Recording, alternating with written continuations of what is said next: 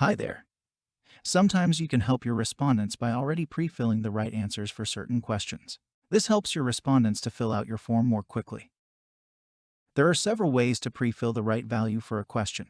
To demonstrate two of those, we have prepared a simple form with a drop-down and a text single-line question type. Let's say we want to pre-fill the drop-down with a fixed option, and the text single line from a query string parameter. In Tripetto, you must add a set value block to your form to perform data actions. So you start with adding that block. The set value block has very advanced options, but for now we only want to pre-fill some questions, so you can leave the purpose set to pre-fill. Now you can add a list of questions that you want to pre-fill. First, let's have a look at the drop-down and let that start with the option New York City. You click the plus button, and from the menu you select your drop-down question. Now you can select which of the options you would like to use as the starting option. In this case, New York City. And that's it.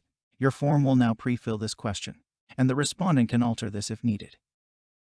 For the second question, we will go one step further. Say we want to pre-fill that with a value that you send in the URL of the form, the so-called query string. This lets you pre-fill this field with a variable value. You add another value to your list in the set value block. This time you select the second question, and now you select that you want to use a value from the query string. This will let you enter the name of the query string parameter that you want to use. In this case, that will be name. To demonstrate the result of this, we quickly switch to the shareable link of this form.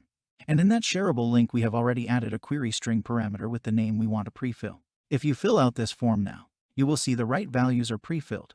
The first question has New York City selected, and the second question has taken over the name from the URL. And that's how you can pre-fill certain values in your Tripetto form. The set value block even has more advanced options built in, so you can just play with that and discover the powers.